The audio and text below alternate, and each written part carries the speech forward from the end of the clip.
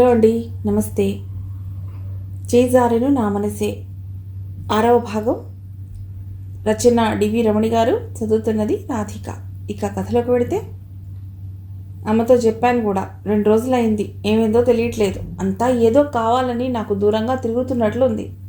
Sridhar shopping నుంచి తెచ్చిన బట్టలు వేసుకుని సరిగ్గా ఉన్నాయో లేవో చెప్పమని అడిగాడు. నేను ట్రయల్స్ రూమ్లో ట్రై చేయలేదు. కారణం నేను వెళ్ళకపోవటమే. వాళ్లే వెళ్ళి తెచ్చేశారు. చిన్నగా బంధువులు వస్తున్నారు. అరుణ కూడా పెళ్లి సింపుల్గా చేయమంటే వెరీ సింపుల్గా ఏర్పాటు చేశారు. ఒక వేగం అందుకుని పనులు జరగటం గమనించాను. ఇప్పుడు నేనేం చెప్పినా ఎవ్వరూ వినట్లేదు. పెళ్లి కూతుర్ని చేశారు. నన్ను కళ్యాణ మంటపంలో పెళ్లి కొడుకుని చేశారు. సురేత్ అడిగాడు, ఒకసారి పెళ్లి కూతుర్ని చూస్తావా ఏమిటి అని నవ్వుతూ. మా ఫ్రెండ్స్ అంతా నా వెనకే కూర్చుని ఉన్నారు. ఏదో కాపలా కాస్తున్నట్టు. తల అడ్డంగా తిప్పాను. అరే శరత్, జానకి గురించి అరుణకి చెప్పారా? ఆత్రంగా అడిగాను. నాకు ఆరాటంగా ఉంది. నా గురించి కన్నా అరుణ గురించి. అబద్ధాల మధ్యలో పెళ్ళిళ్ళు నిలవవు. నా వల్ల ఇంకొకరు బాధపడటం నాకు ఇష్టం లేదు. ఈ నిజం నాకెలా తెలుస్తుంది? ఎవరిని అడగాలి? పెళ్లి తంతు మొదలైంది. పంచకట్టుకుని, కాదులే, నాకు కట్టి, బుగ్గన చుక్క పెట్టి, నుదుట బాసికం కట్టి పీటల మీద కూర్చోబెట్టారు. ఎవరి మొహం చూసినా వెలిగిపోతోంది. ఆనందంగా కనిపిస్తున్నారు. వాళ్ళ ఆనందం పాడు చేయలేను. అమ్మమ్మ నా పక్కనే కుర్చీలో కూర్చుని ఉంది. చూసినప్పుడల్లా నవ్వుతూ, అందరినీ పులకరిస్తూ. అరణ్యని తీసుకుని వచ్చారు. దీపాలు పట్టుకుని పక్కన కొంతమంది వస్తుంటే పీట మీద కూర్చోబెట్టారు. అంటే తనకి చెప్పారా ఎవరన్నా? జీలకర్ర బెల్లం పెట్టమనగానే గుండెల్లో వాయిద్యాల చప్పుడు రీసౌడిస్తూ ఉంది. తెరతీయగానే అరుణ మొహంలో అందమైన నవ్వు, కళ్ళల్లో ప్రేమ తప్ప ఏమీ కనబడలేదు. ఎవరూ చెప్పలేదు అని అర్థమవటానికి నాకు ఎక్కువసేపు పట్టలేదు.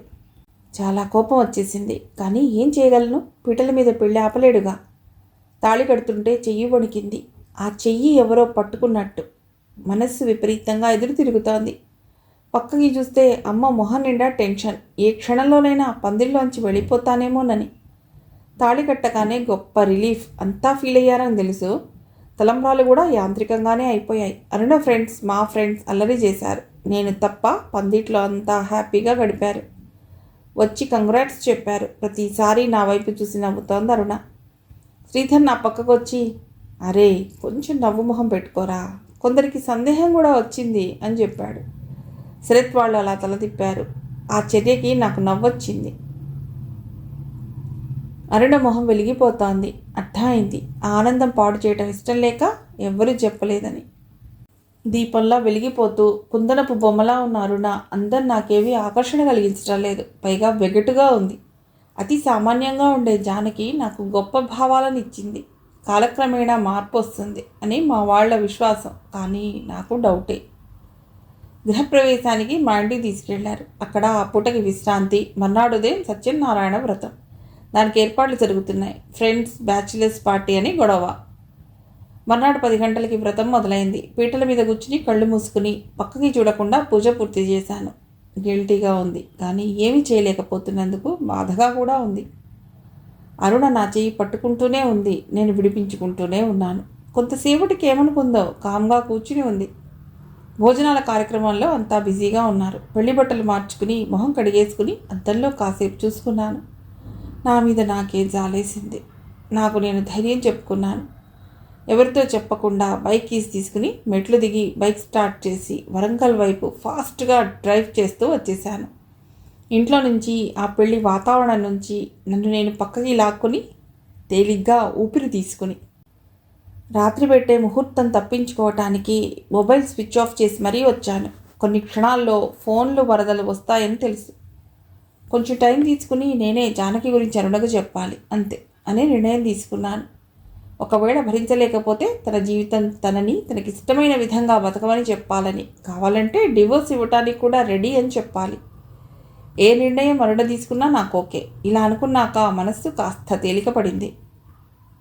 ఒక గమ్యం లేకుండా బైక్ మీద వెళ్తూనే ఉన్నాను. అల్లకల్లోలంగా ఉన్న మనస్సుకి సర్ది చెప్పుకోలేక ఎవరితో పంచుకున్నా జరిగి 3 ఏళ్ళైంది, ఇక మర్చిపో అంటున్నారు. కొత్త జీవితాన్ని మొదలెట్టాలి. You have to move on అంటూ నీతులు చెప్తున్నారు. అమ్మ కూడా వాళ్ళలో చేరిపోయి ఏదో కక్ష సాధింపు చర్యలా ఉంటుంది. అది వరకటి సానుభూతి కానీ ఆప్యాయత కానీ కనిపించడం లేదు. సీరియస్ అయిపోతుంది. కాజీపేట బ్రిడ్జ్ దాటి హనుమకొండ చౌరస్తా దాకా వచ్చేసాను. సడన్గా గుర్తుకొచ్చింది, ఆరాధన థియేటర్ వెళ్లే దారిలో లాయర్ల కాలనీలో మా ఫ్రెండ్ శ్రీహరి ఉన్నాడని వాళ్ళ ఇంటికి టర్న్ చేసి వెళ్ళాను. ముందుగా చెప్పకుండా వెళ్ళానా? ఒక్క క్షణం ఆలోచించాను. కాలేజీ డేస్ తర్వాత వాడిని కలవలేదు. ఉన్నాడో లేదో తెలియదు.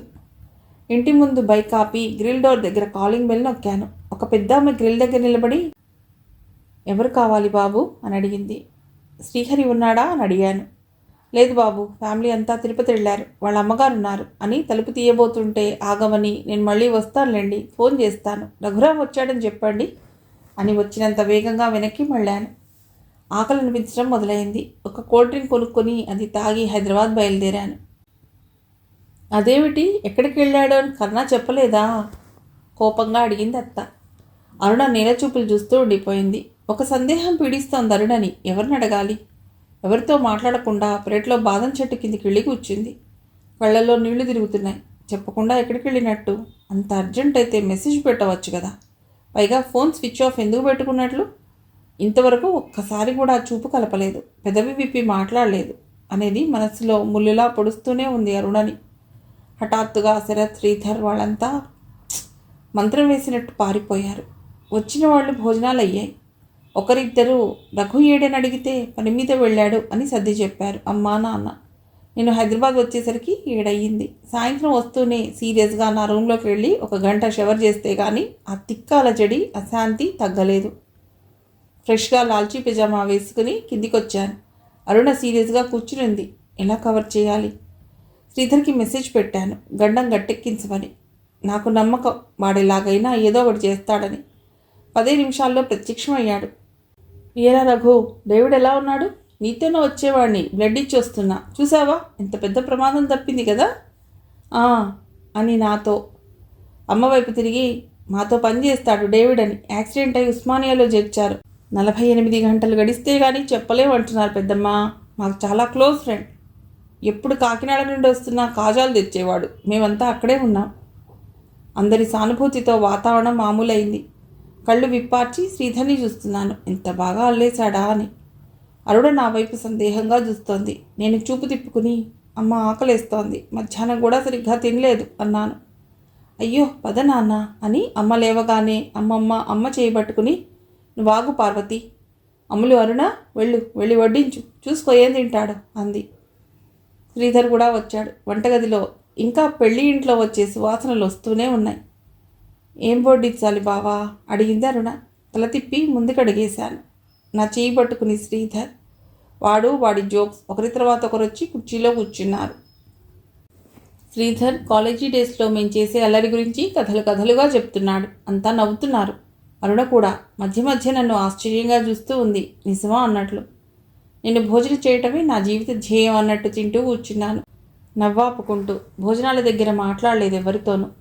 తర్వాత పెద్ద ఆర్భాటం లేకుండా మా గది ఏర్పాటు చేశారు. పూజలు గట్రాలు ఏవీ లేకుండా అమ్మ వచ్చి, పైన నీ రూమ్లో కాదు గెస్ట్ రూమ్లో పడుకో వెళ్ళు అని చెప్పింది. బహుశా అరుణ చెప్పు ఉండొచ్చు. నేను ఒక మీమాంసలో ఉన్నాను. జానకి గురించి ఎవరూ చెప్పలేదు. చెప్పకుండా నేను జీవితం మొదలు పెట్టలేను. చాలా తెలివిగా నా పెళ్లి చేసేశారు. అంతకన్నా తెలివిగా ఎవరూ చెప్పకుండా నీ సంగతి నువ్వు చూసుకో అని ఎగ్జామ్ హాల్లోకి పంపినట్టు పంపారు. పైగా ఒక్కొక్కరే వచ్చి, ఇది నీ జీవితంలో మలుపు, మజిలీ కాదు, జాగ్రత్తగా హ్యాండిల్ చేసుకో, జీవితాన్ని పూలబాట చేసుకో, నువ్వు కూర్చున్న కొమ్మని నువ్వే నరుక్కోకు, ఇలా సామెతలు, జీవిత సత్యాలు చెప్తుంటే డౌట్ వచ్చింది, వీళ్ళెంత కక్ష తీర్చుకుంటున్నారు అని. ఇలాంటి పనిష్మెంట్ ఎవరికి రాకూడదు. ఎదుర్కొందుకు శక్తి కూడా కట్టుకుని గదిలోకి వచ్చాను. అప్పటికి ఇంకా అరుణ రాలేదు. సోఫాలో కూర్చుని ఎలా చెప్పాలా అని ఆలోచిస్తూ కళ్ళు మూసుకున్నాను. మొబైల్లో పాటలు పెట్టుకుని వింటున్నట్టు కూర్చుని ఉన్నాను. గుండె వేగంగా కొట్టుకుంటోంది. గాజుల గలగల వినిపిస్తోంది. అంటే అరుణ లోపలికి వచ్చిందన్నమాట. కావాలని కళ్ళు తెరవలేదు. సోఫాలో పక్కన కూర్చుని, ఆర్ యు ఓకే అని అడిగింది. కళ్ళు తెరిచి చూశాను. ఏమాత్రం అలంకరణ లేకుండా సింపుల్గా పింక్ శారీలో ఉంది. కళ్ళకి కాటుక పెట్టకపోయినా పెట్టినట్టు ఉండే నల్లటి కళ్ళు, చక్కగా కోటేరు లాంటి ముక్కు, తీరైన పెదాలు, బుగ్గని చుక్కతో చక్కగా ఉంది. కళ్ళ నిండా నా మీద ప్రేమ కురిపిస్తూ. మొహం తిప్పుకుని వేరే సోఫాలో కూర్చున్నాను. నా వైపే చూస్తోందని తెలుసు. నేనేం చెప్తానా అని. కొన్ని క్షణాల నిశ్శబ్దం తర్వాత అరుణ లేచి నా పక్కకు వచ్చింది. తను వేసుకున్న పర్ఫ్యూమ్ వాసన తెలుస్తోంది. బావా, నేనంటే నీకు చిన్నప్పటి నుండి ప్రాణం.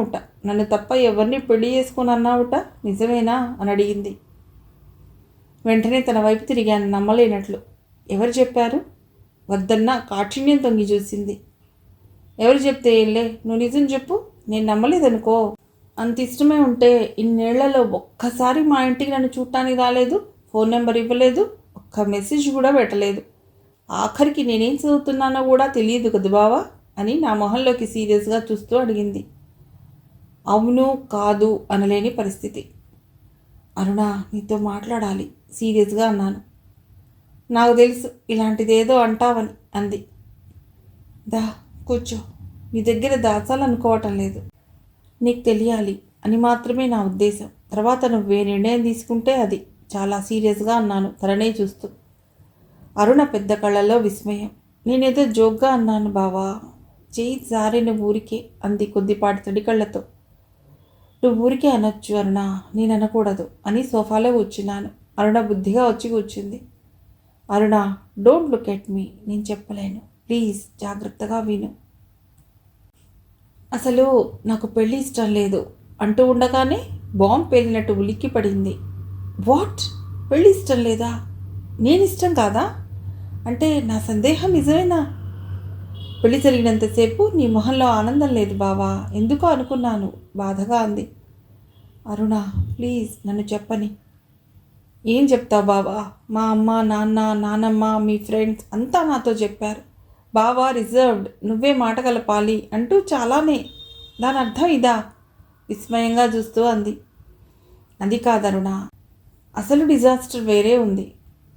ఏముంటుంది బావా? నేను ఇంటర్లో ఉన్నప్పటి నుండి నా వెంట ఎంతోమంది పడ్డారు. చదువు తప్ప వేరే లోకం ఎరుగను. అయినా నాకెవరిని చూసినా ఏ ఫీలింగ్ రాలేదు. ప్రేమ, పెళ్ళి ఏమాత్రం నా దృష్టి కదపలేదు. నిన్ను చూశాక ఐ ఫెల్ట్ సో హ్యాపీ. ఆగింది. తలంచుకుని కంటి చివరన కన్నీటి చుక్కని వేలి గోరుతో తుడిచింది.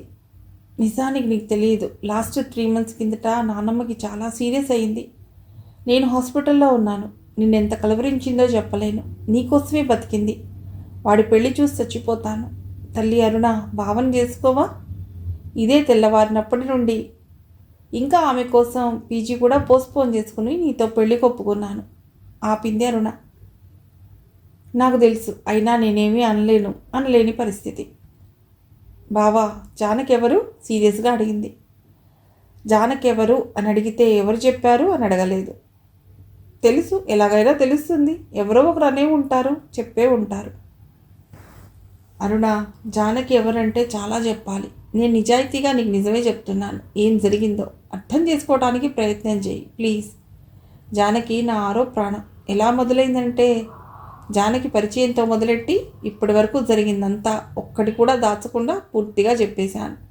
ఎంత టైం పట్టిందో కూడా గమనించలేదు. తల తిప్పి చూశాను. అరుణ చెంప కింద చేయి చేర్చుకుని వింది. కళ్ళల్లో నీళ్లు నిండి ఉన్నాయి. చెప్పటం అయిపోయాక, చూడరుణ, నువ్వేం ఆలోచిస్తున్నావో నాకు తెలియదు. కొత్త జీవితం మొదలుపెట్టడానికి నా మనసు ఇంకా రెడీగా లేదు. నాకు టైం కావాలి. నేను నిన్ను జానకంత ప్రేమించగలనని చెప్పలేను, ప్రమాణం చేయలేను, ప్రయత్నం చేయగలను. అరుణ ఉదాసీనంగా అయిపోయింది. నేల చూపులు చూస్తూ కూర్చుంది. అరుణ, ఇది వేరే వారి ద్వారా తెలియటం నాకు ఇష్టం లేదు.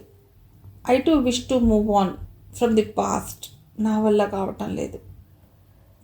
బావా, ఒక్క విషయం నిజంగా చెప్పు. Why you in living relationship? Have you had very closeness? అంతకు మించి పూర్తి చేయలేకపోయింది అరుణ. అడుగుతున్నదేమిటో అర్థమైంది. నో అరుణ, అలా ఏమీ చేయలేదు. జానకి, నేను, శ్రీధర్, శ్రీకాంత్, డేవిడ్, స్వర్ణ, ఇలా ఒక గ్రూప్. అది సరే, ఇదంతా పెళ్లికి ముందు ఎందుకు చెప్పలేదు బావా? నా పరిస్థితి ఏమిటి? వేరెవరినో మనసులో నింపుకున్నాక నాకు చోటెక్కడుంది? I pity her, but sorry, I can't pity on myself. బాధగా అంది. బావా, ఎంత స్వార్థం. నీ సంతోషం అత్తయ్యకి మావయ్యకి కావాలి. నాకు జవాబిచ్చే ఛాన్స్ కూడా ఇవ్వకుండా లేచి తలుపు తీసుకుని బయటికి వెళ్ళిపోయింది. తల్లో పూలు సోఫాలో పడేసి నా వైపు చూసిన ఆ చూపులో ఎన్నో భావాలున్నాయి. ఆ నిశ్శబ్దంలో ఆవేదన మనసుని కలిచివేస్తోంది. నా ప్రమేయం లేకుండానే అరుడని అంత బాధకు గురిచేసినందుకు బాధగా ఉంది, జాలేసింది. నిజం తనతో చెప్పేసినందుకు ఒక రకంగా చాలా రిలీఫ్ ఫీల్ అయ్యాను. ఇక తన నిర్ణయం ఏదైతే దానికి నేను సిద్ధం అనుకుని నేను తలుపు తీసుకుని నా గదిలోకి వెళ్ళి మంచం మీద పడుకోగానే నిద్ర పట్టేసింది. అన్నాళ్ల భారం దింపుకున్నందుకు. అమ్మ తలుపు తట్టి లేపుతుంటే మెళుకు వచ్చింది. ఏమిట్రా ఇక్కడ పడుకున్నా? అరుణేది? కంగారుగా అడిగింది. ఒక్కసారి గుండె జల్లుమంది. అరుణ ఏది అని అడుగుతుందేమిటి? అర్థం కాలేదు. లేచి మంచం మీద కూర్చున్నాను. రాత్రి జానకి గురించి చెప్పి తప్పు చేశానా అనిపించింది. అమ్మకేం చెప్పాలి? ఏమో నాకు తెలియదు అన్నాను. అమ్మ తీక్షణమైన చూపులు ఎదుర్కోలేను. తల తిప్పేసుకున్నాను. అదేమిట్రా చిన్నపిల్లవాళ్ళ అంటున్నావు? ఇద్దరిని గదిలోకి పంపిస్తే నువ్వేమన్నావు? అరుణని కోపంగా గట్టిగా అరిచింది.